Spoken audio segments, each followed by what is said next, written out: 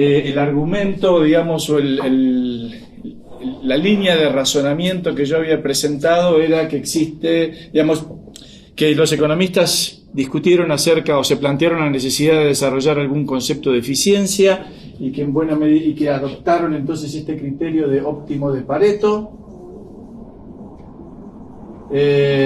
que luego el modelo del equilibrio general cumple con la condición de óptimo de Pareto, que luego, como esta condición no se observa que se alcance en el funcionamiento real de los mercados, lo que se encuentran entonces son fallas de mercado, y como resultado de esto, el Estado tiene que intervenir a través de políticas públicas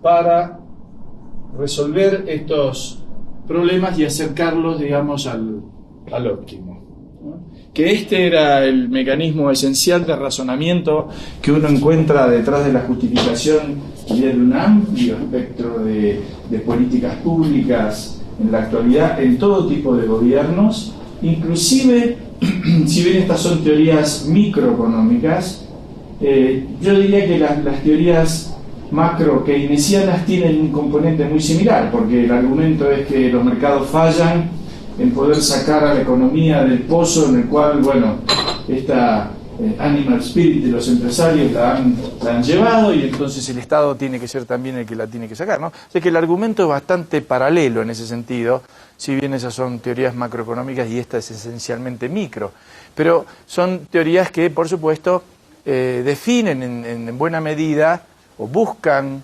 definir cuáles son las funciones que el Estado debe cumplir y cuáles serían dejadas en el ámbito del mercado.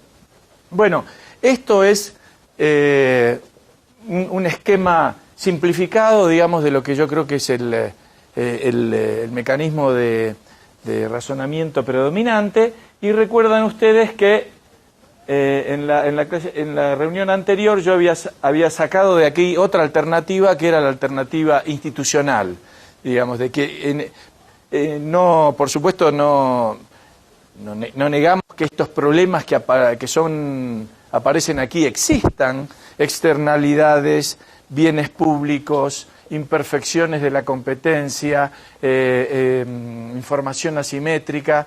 Ninguno de ellos, por supuesto, que negamos su existencia. Acá el problema que hay en este mecanismo, bueno, podría discutirse el concepto de óptimo de Pareto. Sin duda hay una gran, tenemos nosotros un gran cuestionamiento al modelo del equilibrio general, en tanto y en cuanto se pretenda de que la realidad sea así, ¿no es cierto? Mises dice que está bien elaborar estos modelos, digamos, pero para entender cómo la realidad no es, porque luego hay que remover ciertos supuestos para precisamente que nos sirvan a entender la realidad. Ahora, el mecanismo o el razonamiento predominante es, bueno, como esto no se da en la realidad, debido a estas fallas, entonces el salto hacia el Estado es inmediato. Bueno, muy bien.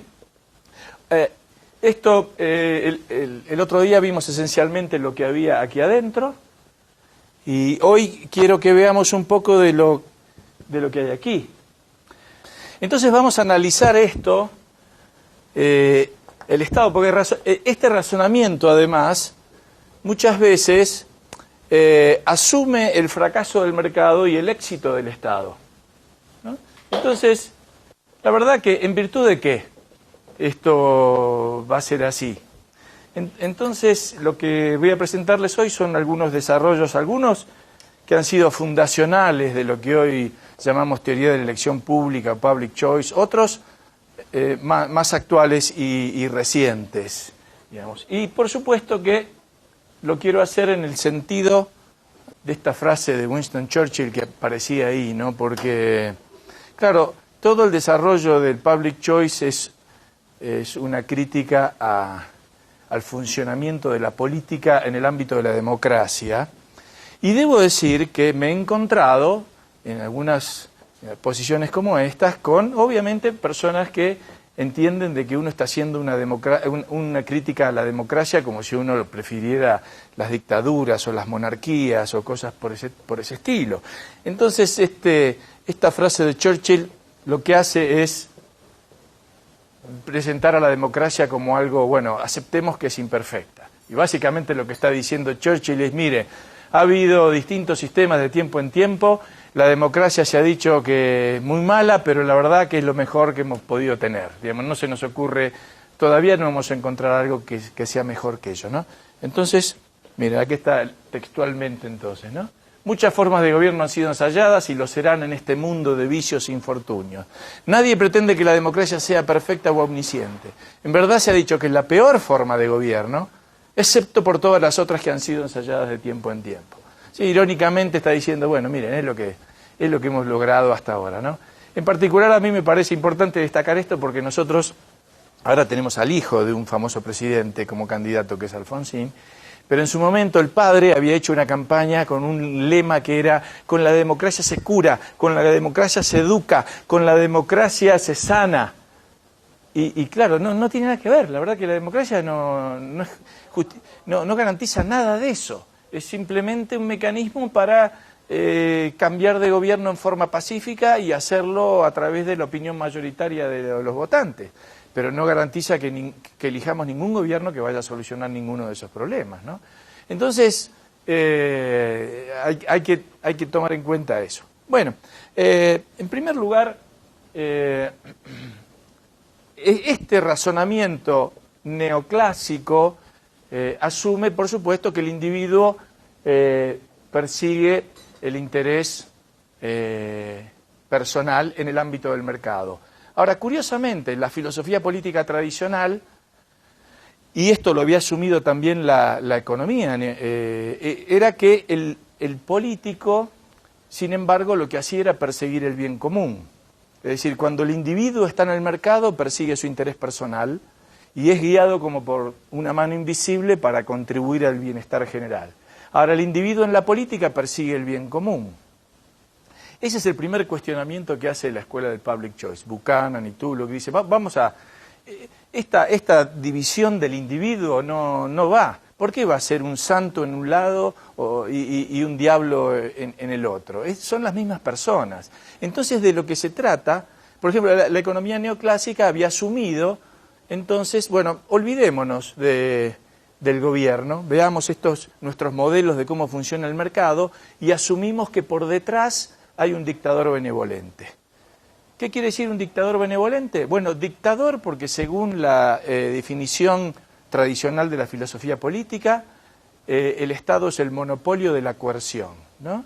Esta es la típica definición de Max Weber acerca de lo que es el Estado. Es el monopolio de la coerción en un determinado territorio.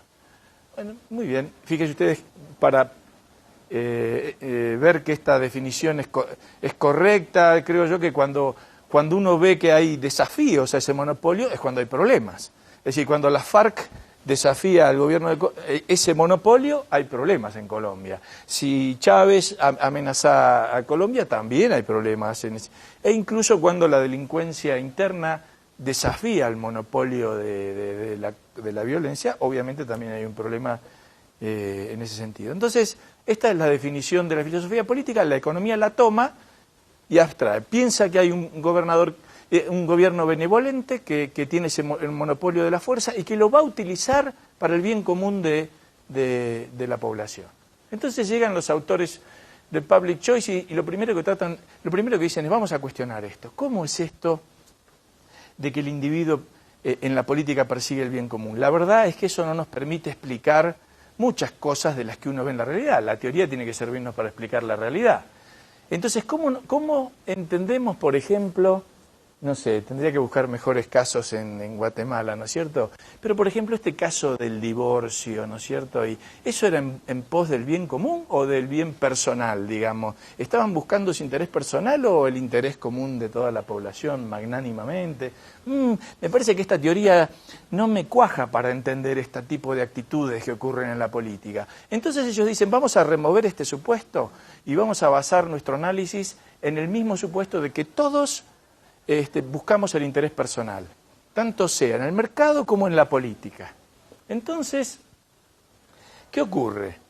En el mercado tenemos este mecanismo impersonal de coordinación que es el mercado y los precios, por el cual, digamos, la mano invisible. Los individuos revelan sus preferencias, esas preferencias se convierten en una señal que llega como información e incentivos a quienes van a producir los bienes para satisfacer esas necesidades. Esa es la mano invisible del mercado. Es decir, se conocen cuáles son las preferencias de la gente, esa información se transmite vía precios a los oferentes, digamos, que en base a estos saben qué es lo que hay que producir de acuerdo a lo que la gente quiere y necesita. Muy bien, ese es el mecanismo del mercado. Fíjense ustedes que la política demanda un mecanismo similar. La política, digamos, es esta... Yo comenzaba la reunión anterior diciendo hay dos formas en las cuales los individuos satisfacen sus necesidades. O vía el mercado o vía el Estado. Las que van vía el Estado, sean las que sean, estemos de acuerdo o no estemos de acuerdo. Lo cierto es que hay algunas que provienen del Estado. Más o menos, cambian según la época, pero en estas que vamos a satisfacer a través del Estado y la política, hace falta un mecanismo similar. Es decir, hace falta un mecanismo por el cual se revelen las preferencias de la gente y luego alguna señal que le indique a quienes van a ser los proveedores que hagan exactamente, que tengan la información y los incentivos para proveer lo que la gente quiere. Es decir, entonces, ¿cuál es básicamente el mecanismo dentro del área de la política? Y ustedes lo están viviendo ahora. Más o menos en la democracia se llama a elecciones periódicamente donde se revelan las preferencias de la gente, el resultado vendría a ser una señal que indica a quienes fueron electos qué es lo que deberían hacer y debería haber también incentivos para que hagan eso y no otra cosa, ¿no es cierto?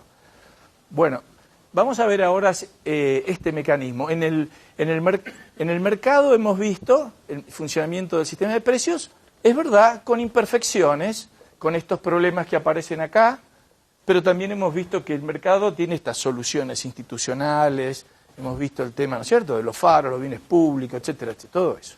La reputación para la información asimétrica, todo, el teorema de Coase para las externalidades, todo eso. Muy bien. Ahora vamos a ver en el ámbito de la política, a ver cómo funciona este otro aspecto institucional. Bueno, primera pregunta entonces es ¿cuáles son las preferencias de los votantes? Acá nos encontramos con un problema, hay un área de la economía neoclásica llama, digamos, de la eficiencia asignativa, es decir, qué es lo que va a hacer el Estado, cuáles son los bienes públicos que el Estado va a proveer y cuáles son los que el mercado va a proveer, ¿no?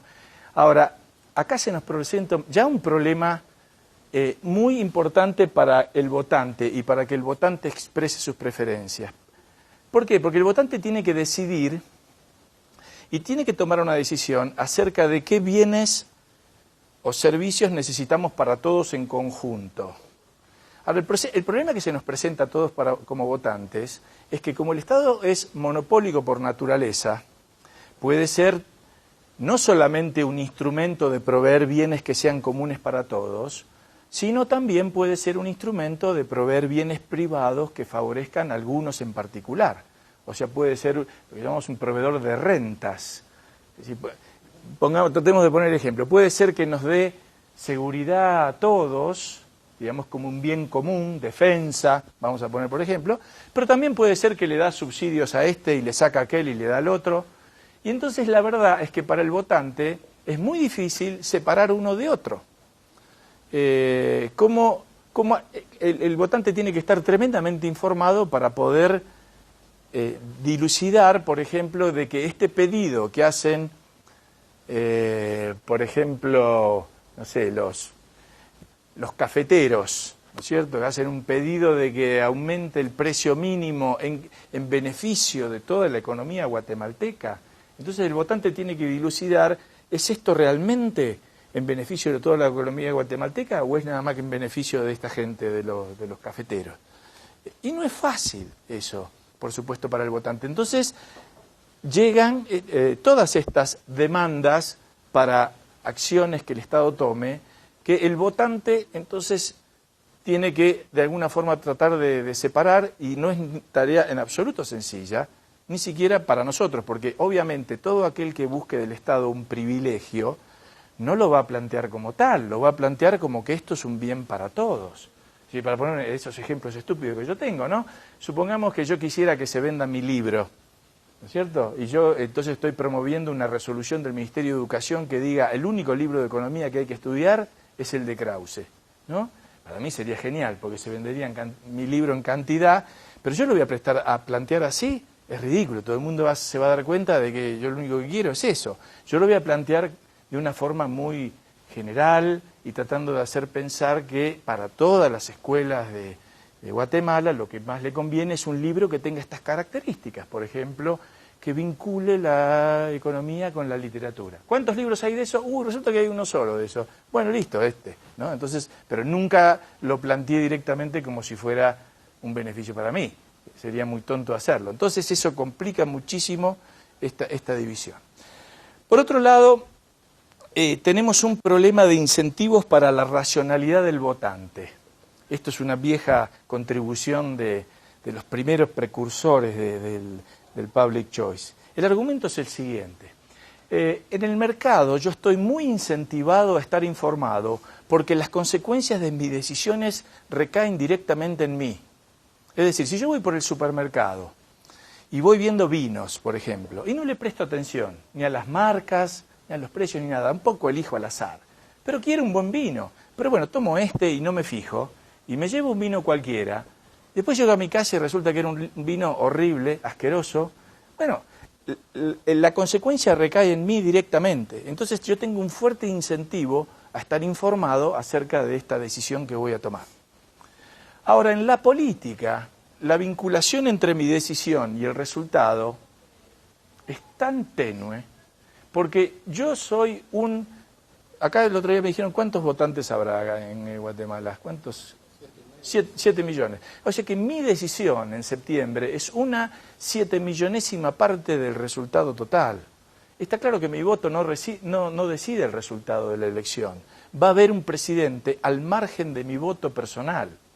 Entonces, mi incentivo para estar informado es muchísimo más débil, porque la consecuencia de mi voto no está directamente vinculada a ello. Eso hace que yo sea, como el public choice lo llama, racionalmente apático, es que sea racional para mí no estar informado, o no dedicarle mucho tiempo a estar informado, porque estar informado es costoso, requiere comprar diarios, requiere comprar revistas, requiere ver programas de debate político en vez de ver los partidos de fútbol, por ejemplo, hay costo de oportunidad. Entonces, ¿para qué voy a hacer todo eso si en última instancia, bueno, yo no decido el resultado de la elección? Entonces, ahí hay un argumento de que el incentivo no es tan fuerte y por lo tanto el votante no quiere profundizar precisamente en estos temas que comenté antes, en informarse precisamente de todo eso. Bueno, eso hace que la revelación de las preferencias entonces no sea de buena calidad, ¿no? Y explica también en cierta forma por qué los votantes apelan a argumentos más bien emocionales que a la racionalidad. Es decir, uno ve muy poco a candidatos diciendo, miren, delante de la cámara, ahora les voy a leer mi plataforma. ¿Por qué? Porque le cambiamos de canal en 2 segundos, nosotros, los que vemos televisión. Él va a apelar a frases simples, va a apelar a sentimientos, empleo para todos. Y uno la primera pregunta que tendría que hacerle, ¿cómo va a ser eso de conseguir empleo para todos? No, yo no digo nada, yo digo simplemente empleo para todos. Yo digo seguridad para todos, pero perdón, ¿cómo es que...? No, seguridad y 1 millón de empleos y 1 millón de viviendas. ¿Cómo se hace todo eso? A ver, no me cierran las cuentas mínimas y fáciles que uno podría hacer, pero no importa, porque tampoco estamos muy dispuestos a profundizar en eso. Entonces, ahí ya se genera un problema. Por otro lado, hay unas nuevas teorías, porque esa es la teoría tradicional del public choice, que dice que el individuo es racionalmente desinformado. Hay otras que dicen ahora que directamente es irracional, que cada vez que se trata de algún problema vinculado con las ciencias sociales, triunfan, digamos, las explicaciones que se llaman vívidas contra aquellas que son opacas. Las opacas son normalmente las que hay que explicar a través de la teoría, y no es tan simple. Por ejemplo, o para ponerlo en términos simples, la mano invisible es invisible. Bueno, precisamente, no se ve.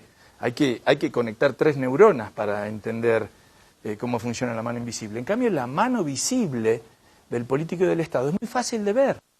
Entonces, por ejemplo, hay desempleo aquí, ¿no es cierto? El de la mano invisible diría, bueno, a ver, habría que, no sé, estoy diciendo cualquier cosa, bajar impuestos para que aumente la inversión va a generar puestos de trabajo. Hay que entender ciertas leyes de la economía para saber que ese va a ser el resultado. En cambio, la vívida viene y dice, señor, acá tiene que venir el gobierno y gastar acá y darle empleo a todos estos. Es muy, muy fácil, o se ve mucho más fácil. Entonces hay problemas de algunas teorías que dicen es irracional y suelen triunfar los argumentos, porque fíjense ustedes, en la primera, y acá hay un argumento misiano detrás, ¿no? En la primera, si el individuo es racionalmente apático, el gobierno electo puede perseguir su propio interés, incluso en contra del votante. Ahora, si el votante es irracional, bueno, lo que puede ocurrir, y en cierta forma algunos autores lo relacionan con algunos comentarios de Mises, es que precisamente los políticos estén haciendo lo que los votantes quieren. Solo que el problema que los votantes quieren es irracional, porque están diciendo cualquier cosa, ¿no? Que no tiene mayor sentido desde el punto de vista del conocimiento social y de la ciencia social. Entonces, por ejemplo, en estos irracionalidades uno encuentra siempre un sesgo antimercado, ¿cierto? Siempre las soluciones de mercado son de pronto mal vistas o hay malas opiniones respecto al mercado, hay un sesgo anti-extranjero, hay un sesgo pro-empleo, toda propuesta que genere empleo está bien, cuando uno debería decir, bueno, no necesariamente siempre crear empleo es lo que corresponde, y hay un sesgo pesimista en el sentido de que todo tiempo anterior fue mejor, ¿no? y ahora estamos mal. Para su referencia, esta parte de estas teorías vienen de este profesor de George Mason que se llama Bryan Caplan y tiene un librito nuevo e interesante que se llama El mito del votante racional, The Myth of the Rational Vote. Así que, pero hay otros autores en la misma línea que discuten lo que se llama democracia deliberativa. Y acá debo citar, la verdad que en este sentido, un libro que a mí me parece muy bueno y recomiendo, es de 2 argentinos, uno que se llama Guido Pincione y Fernando Tesón, pero que son profesores, han publicado creo que en Cambridge University Press, un libro de teoría política, pero tremendamente interesante, argumentando básicamente lo mismo, de que hay un problema realmente de la irracionalidad en el debate y en el discurso político. Porque hay una teoría, ya no en el ámbito de la economía, sino en el de la filosofía política, que básicamente argumenta que toda decisión democrática es justificada por el hecho de que ha pasado por un proceso deliberativo. Y por lo tanto, todo lo que se decida democráticamente está bien. ¿Por qué? Porque fue deliberado, fue discutido. Esas resumidas cuentas, ¿no? Y ellos escriben un libro señalando, no, hay un fracaso de la discusión. De la misma forma que hay un fracaso, o se plantea un fracaso del mercado, hay un fracaso de la discusión. Entonces no se puede decir que por el mero hecho de que se hayan discutido, los resultados que se obtengan sean correctos y perfectos. Y entonces ellos dicen, ¿por qué es esto? Porque hay un costo elevado para conocer y aprender las ciencias sociales, porque la demagogia saca partido de eso en virtud de los poderes redistributivos que tiene el Estado. Y predominan entonces interpretaciones que son erróneas. Por ejemplo, ellos dicen, se apela a una explicación de mano visible cuando en realidad la realidad dice que es de mano invisible. Entonces yo traté de buscar algunos ejemplos. Se apela, por ejemplo, que el Estado es el que crea la moneda y genera la moneda. La explicación correcta es que el origen de la moneda es un proceso evolutivo y no una creación de un gobernante en particular.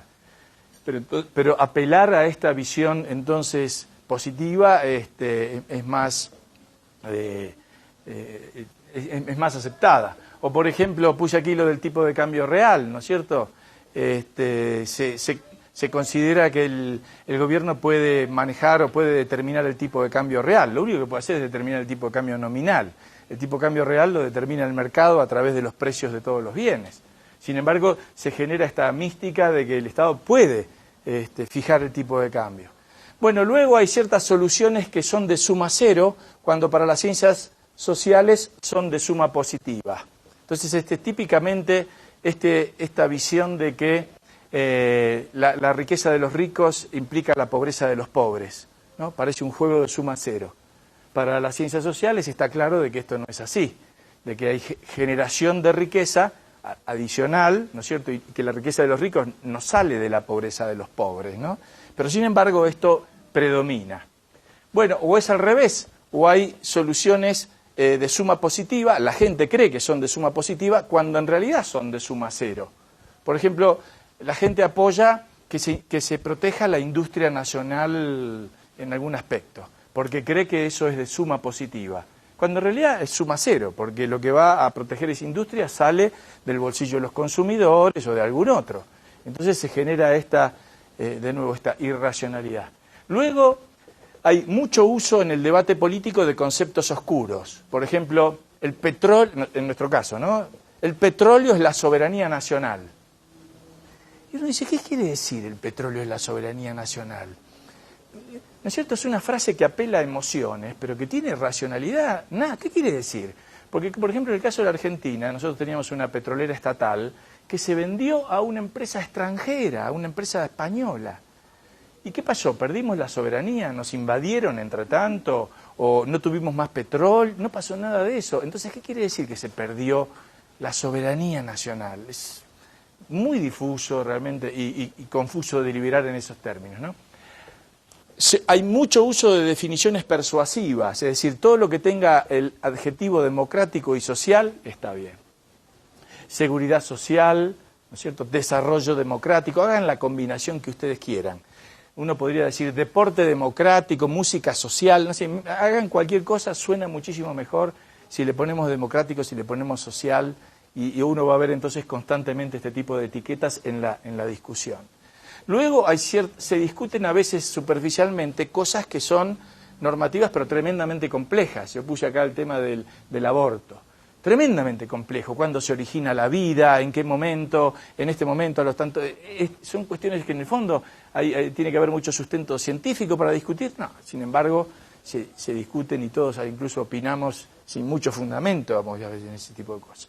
Y hay un alto costo para ser disidente, digamos, para ir en contra de la corriente. Y por último, ellos señalan que hay mucha discusión con descalificación personal. No, este es un empresario, es un empresario millonario. Chao, se acabó. Sus opiniones fueron catalogadas como si a mí me dijeran, este es de Boca. Chao, eso ya no le creo nada más, ¿no es cierto? Más o menos. Ahora bien, hay una interesante discusión acá. ¿Qué hace el individuo cuando vota? ¿Vota su interés personal o vota alguna idea como del bien común? Bueno, si vota, hay un problema. El public choice tradicional planteaba la idea de que uno vota su interés personal. Pero si uno lo junta con la otra teoría, de que uno no determina el resultado, hay que contestar esta pregunta, es ¿por qué uno vota? Sobre todo en aquellos lugares donde la votación es voluntaria. ¿Por qué van a votar si su voto no influye, no determina el resultado? Entonces ahí surgieron otras interpretaciones en el sentido de que el acto de votar es una forma, diría, barata de expresar algún tipo de participación social, digamos, o de que estoy contribuyendo a la sociedad de determinada forma, o que es una forma barata de decir, bueno, me comprometo con los pobres o con quien sea y no me cuesta, voy y voto, porque eso sería la única forma de pronto de explicar por qué la gente lo hace. Se ve que obviamente hay algo más y que en cierta forma tal vez disfruta por el mero acto de hacerlo, si bien no tenga de pronto un impacto el resultado. El hincha que va a ver un partido de fútbol grita y hace de todo, y sin embargo no es él el que está manejando la pelota ahí para determinar el resultado, pero sin embargo va y expresa su favoritismo por uno o su favoritismo por otro igualmente, ¿no? En fin, ahí es un poquito incluso más complicado porque es bastante probable que el hincha sienta que sí tienen alguna influencia en el hecho de alentar fuertemente a su equipo, sobre todo cuando es local, a diferencia de cuando es visitante, por ejemplo, ¿no? Pero acá, entonces, tal vez el individuo haga esto. Bueno, entonces, acá estamos viendo de que este elemento, esta forma en la cual se expresan las preferencias, tiene problemas, ¿no es cierto? Es muy impura, digamos, esta cosa de tratar de entender qué es lo que la gente quiso decir cuando fue a votar, porque está desinformada, sigue teorías que son irracionales, no sabemos bien para qué va a votar y qué es lo que está haciendo cuando vota, y entonces ese es un elemento, digamos, de información bastante poco claro respecto a lo que la gente quiere. A esto se le adjuntan algunos problemas más. Y no quiere decir que yo tenga soluciones para esto, porque hay algunos problemas en los cuales no hay soluciones, simplemente entender cuáles son las imperfecciones. Por ejemplo, en el voto se pierde la intensidad de la preferencia. Y acá tengo un ejemplo nuestro, pero está bien, ustedes lo van a entender. Supongamos que yo tengo una tía muy viejita que ya ni lee los diarios, no ve televisión, está desinformada, pero que me dice, yo quiero ir a votar y llévame y decime por quién voto. Y yo me enojo y le digo, no te voy a decir por quién voto, yo te llevo y vos elegís. Y ella, que ya no entiende nada, va, entra y dice, bueno, a ver, tate, ti, y elige este. Y elige, por ejemplo, ahora este domingo, elige Cristina. Y vota Cristina, va el voto de Cristina a una urna. Detrás de mi tía venía Máximo, que es el hijo de Cristina. Máximo se muere, obviamente, porque su madre sea electa. Entra al cuarto oscuro, elige la misma boleta, va dentro de la urna. Cuando se hace el escrutinio, salen los votos y los dos valen igual, los dos valen 1. Pero la preferencia era la misma. No, a mi tía le daba un poco lo mismo. Máximo se moría, digamos, tenía una alta intensidad. Pero esa información se perdió. Todos los votos son iguales. De nuevo, eso es inevitable porque todos tenemos un voto. No, quería preguntar realmente en esa línea, ¿qué pensaste de la idea de Rothbard de que en todo caso debe ser al revés, hacer el voto más difícil para que si realmente te interesa el esfuerzo y no hacerlo más barato y más fácil que un free riding para ir a votar cualquiera? Sí, hay varias propuestas, algunas muchísimo más osadas. Hay propuestas de que se compran y vendan los votos.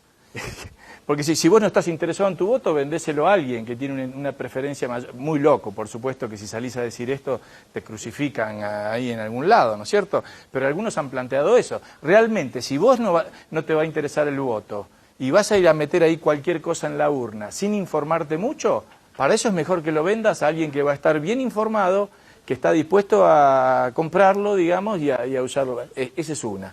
Otra es que tengas varios votos, no uno, que de pronto vos dijeras tenés 10. Entonces le podés poner 10 a un candidato o de pronto podés ponerle 5 a uno y 3 a otro. Es decir, medir un poco o no usar los 10. Es decir, bueno, este yo lo quiero, pero lo quiero con 5. Le doy 5, nada más. En el mercado esto ocurre, porque por ejemplo, si yo quiero una casa y estoy por comprarla y tengo una alta preferencia, yo puedo usar más votos. Es decir, yo digo, esta casa $100.000, bueno, yo ofrezco 105.000. Es decir, puse 5.000 votos más ahí encima para reflejar mi preferencia más intensa. Pero como en la democracia que el voto es 1, eso no se puede hacer. Después, en todo caso, veamos alternativas. Pero lo cierto es que esta información se pierde. Bueno, luego tenemos otro problema y es que estamos votando paquetes. Paquetes de atributos. Entonces, por ejemplo, uno no podría decir en la próxima elección, me gusta la política exterior del Partido Patriota, pero me gusta la política económica de Líder y me gusta la política social de PAN. Uno no puede hacer eso. Mira, lo siento, tenés que comprar el paquete completo, todo junto. Bueno, esto fíjense ustedes que sería, y siguiendo estos ejemplos, esta colección de ejemplos ridículos que tengo, sería como uno llegar al supermercado y va a tomar el carrito vacío y le dicen, No, los carritos ya están llenos y usted tiene que elegir. Acá tiene el carrito A, acá el carrito B y acá el carrito C. Y uno dice, pero sabe qué lástima, mire, porque acá está el arroz, acá están los frijoles y acá está la carne. Y bueno, ¿cómo hago? Yo quería justo cocinar eso, ¿no? Y lo siento, usted tiene que elegir. Bueno, ok, me llevo el B. Pero fíjense cómo es el mecanismo democrático. Me llevo el B y cuando llego a la caja me dicen, pero la mayoría votó el A. Así que en realidad le damos el A a usted. O sea que ni siquiera... Es decir, porque es inevitable, estamos votando un monopolio. En el mercado, los que quieren Coca eligen Coca y los que quieren Pepsi se llevan Pepsi. En la política, los que quieren Coca se llevan Coca, los que quieren Pepsi se llevan Coca también. ¿Por qué? Porque la mayoría votó Coca. Es así, pero esto no tiene solución. Entonces, uno compra paquetes y bueno, elige y digo, bueno, yo elijo a este.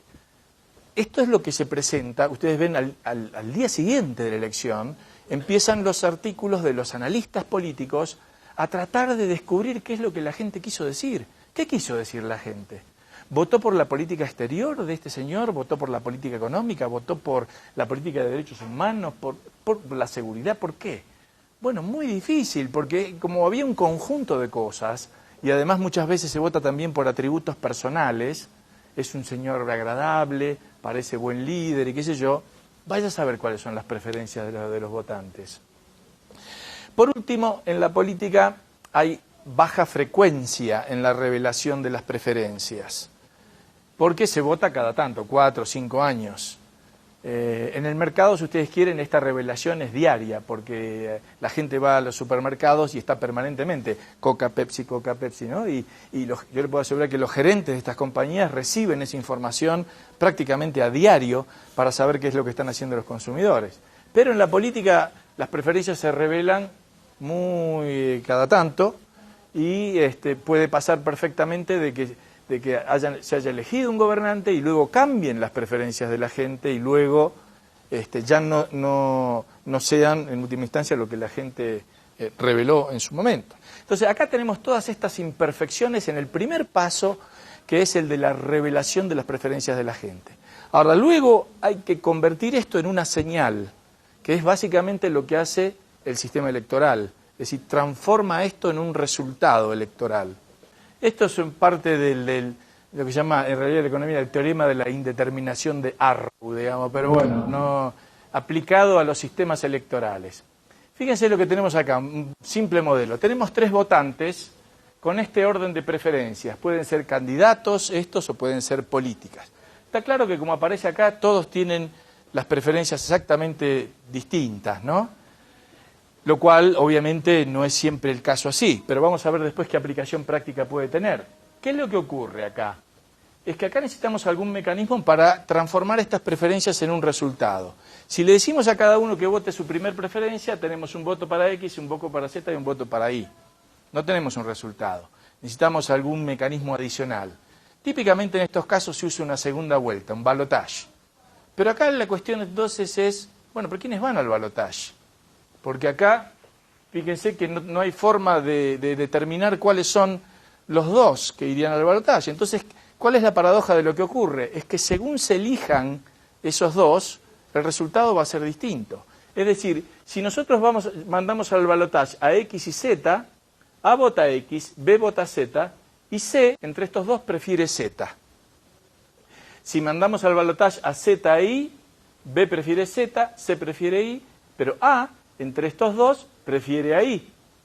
Y si mandamos al balotaje a X e Y, A prefiere a X, C prefiere a Y, y B, entre estos dos, prefiere a X. Quiere decir que en ese caso puede ganar cualquiera de los 3, según cómo hagamos las comparaciones. Entonces, incluso estamos en problemas para generar este resultado. Está claro que esto tiene que ver con todas las discusiones que se realizan sobre los sistemas electorales, que es cómo se van a contar los votos. Es curioso, yo les voy a contar un caso de la Argentina. En el año 2003 se hicieron unas elecciones que cumplen mucho esto. El resultado fue muy parejo, pero en primer lugar salió Menem, en segundo lugar salió Kirchner, en tercero López Murphy, etc. Con el sistema electoral legalmente vigente hubiera ganado Menem, ¿Por qué? Porque el sistema decía que tenía que haber como internas de partido y luego cada partido presentar un candidato. Y en ese caso Menem ganaba la interna del peronismo y hubiera ganado la general. Pero como el que era presidente en ese momento, que se llamaba Duhalde, no quería eso, cambió el sistema y dijo, bueno, que se presenten varios candidatos por partido. Con el otro sistema ganó Kirchner. Y ustedes se fijan y dicen, es muy loco, porque con los mismos votantes en la misma época, un sistema electoral hubiera dado como resultado un gobernador, llamémosle, de centro-derecha, y otro sistema electoral dio como resultado uno de centro-izquierda, con los mismos votantes. Muy loco, ¿eh? ¿Pero por qué? Y porque depende de cómo cuentes y de cómo sea, sobre todo cuando están parejos, ¿no? Porque la verdad que cuando el sistema electoral es, digamos, cuando hay una abrumadora diferencia por un candidato, probablemente todos los sistemas electorales den el mismo resultado. Pero si no, ojo, eso es lo que explica por qué los políticos realmente se matan discutiendo el sistema electoral y cualquier cambio del sistema electoral, porque ellos saben que determina en buena medida el resultado. Entonces acá tenemos un segundo problema, que es, primero tenemos problema para revelar las preferencias, luego tenemos problema para convertir esto en una señal, en un resultado. Luego tenemos los incentivos de quienes fueron electos para hacer lo que los votantes realmente quisieron. Y acá se nos presentan varios problemas. Si el votante es irracional y está poco informado y no tiene incentivos para estar informado, el político es todo lo contrario. Tiene incentivo, mucho incentivo para estar informado, mucho incentivo para saber cuál es el impacto de cada decisión toma en su propia carrera como político.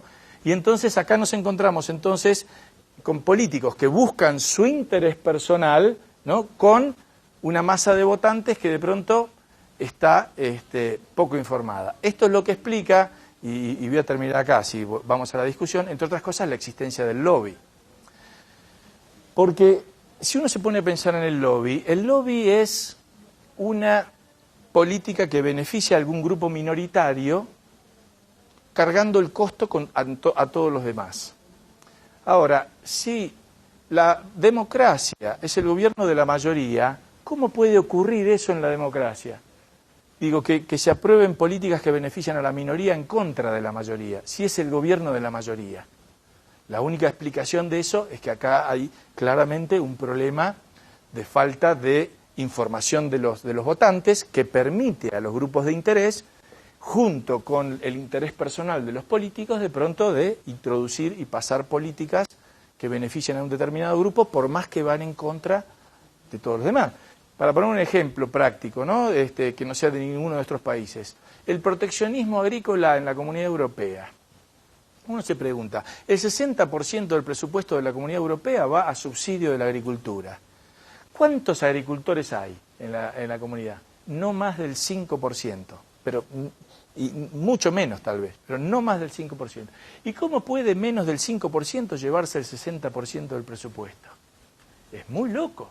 En una democracia que funcionara bien, la mayoría, una de dos, si la mayoría es que lo acepta y lo quiere, si fuera así, no haría falta hacer lobby. Sencillamente, por ejemplo, los productores, digo, para decir cualquier cosa, de harina franceses, dirían esto a la gente: mire, usted va al supermercado, acá tiene la harina de Brasil que sale 1 euro y la harina francesa que sale 8. Pero como usted es patriota y quiere apoyar a los campesinos europeos, compre la de 8. Y si la mayoría quiere eso, irían y comprarían la de 8. Está claro que no hacen eso. Entonces, la minoría tiene que introducirse un poco como sigilosamente y tratar de obtener ese subsidio en forma encubierta, y que la gente medio no se dé cuenta que está en realidad favoreciendo esta pequeña minoría. Entonces, en definitiva, muy por supuesto, perdón, acá hay otro tema más, lo menciono al pasar nada más, el político tiene claramente una preferencia por el corto plazo, lo que justifica también estos elevados endeudamientos que vemos, ¿no es cierto? Porque el político en la democracia tiene un perfil, digamos, que va hasta la próxima reelección, no más allá. Enfrentado al dilema impuestos-deuda, es absolutamente racional para el político decir deuda. ¿Por qué? Porque yo gasto ahora y ¿paga quién? Y paga, no sé, alguien que vendrá después. Yo no. Pero los impuestos es sacarle dinero a la gente ahora y la gente no le gusta. Entonces, ¿Para qué me voy a meter en esa tarea desagradable? Mejor me endeudo y que pague otro después. Esto es lo que está detrás, digamos, de todos estos enormes endeudamientos. Ninguno quiere agarrar el asunto por los cuernos, digamos, y decir, bueno, hasta que obviamente se hace inevitable y esas monstruosas deudas se le caen encima al que le tocó, al pobre que le tocó. Bueno, ahora me tengo que hacer cargo del default o de algo de eso, ¿no es cierto? Porque no me queda otra. Pero si la pudiera evitar, la evito. Que eso quiere decir que el político, de nuevo, ¿qué solución hay a esto? Porque hay algunos que sostienen, por ejemplo, para que vean a veces la audacia de los argumentos, que son interesantes, algunos que sugieren que las monarquías en esto son superiores, porque el rey tiene una perspectiva a largo plazo, porque él va a estar ahí de por vida. Es más, su hijo va a heredar el reino. Entonces él, tiene como un derecho de propiedad sobre el gobierno, entonces él va a querer no esquilmar a los contribuyentes, sino al contrario, que produzcan porque se beneficia él, digamos. En cambio, el argumento es que el político que fue electo por 4 años, básicamente es como que entra y dice, bueno, tengo 4 años nada más que para llevarme todo lo que me pueda llevar, y entonces genera una actitud, un incentivo depredador por parte de políticos. En fin, toda una discusión creo que interesante. Bueno, como esto hay unas cuantas perlitas más, pero simplemente era una visión dentro del marco de lo que estamos viendo aquí, que es, hay 2 grupos fundamentales de instituciones, uno los desmercados con sus problemas que hemos visto el otro día, y otro el camino de la política con los problemas que también vemos ahora. O sea que, la verdad, imperfecciones hay por todos lados y, bueno, en fin, ahora hasta acá llego y, bueno, abramos entonces mucha de conferencia por hoy, vamos a la discusión en realidad.